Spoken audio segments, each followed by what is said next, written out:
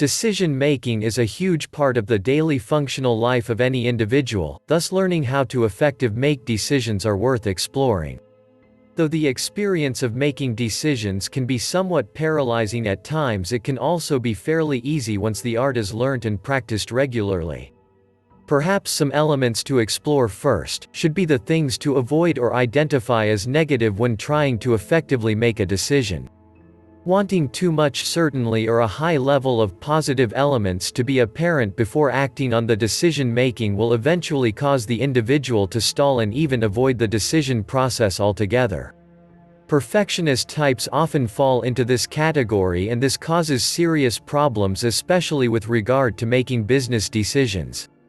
Making decision under emotional or whimsical mindset is also something to be avoided, as the thought process at this point is often unclear and prejudicial. Another folly is the need to have lots of edification before making the decision. Some people are simply reluctant to decide on anything without the consensus of the masses. Most wise people learn from their mistakes and exercise better judgments when making decision the next time round, and this is a very valuable lesson to learn instead of continuously making the same mistakes.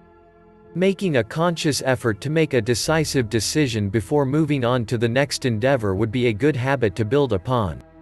Refusing to overly focus on every small detail does eventually help in the process of making a decision promptly and effectively.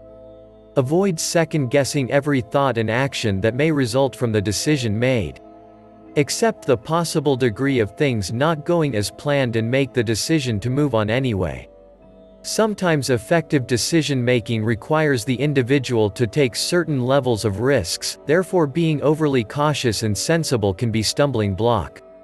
Understanding the problem first is perhaps the most effective way of ensuring a suitable solution is found, or at the very least the problem is rationally considered. The process of collecting as much information as possible to assist in the process of identifying the problem should be the first course of action. Jumping to conclusions without the relevant information to back such assumptions will only lead to more problems and complications.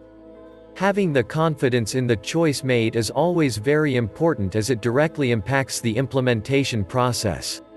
Decisions that result in freedom to have personal control should be the ones to align oneself with, as it is with the implementation of these kinds of decisions that allows the endeavors to grow both financially and physically to greater heights always.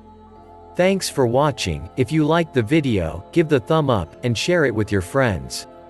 For more useful tips, subscribe to the channel.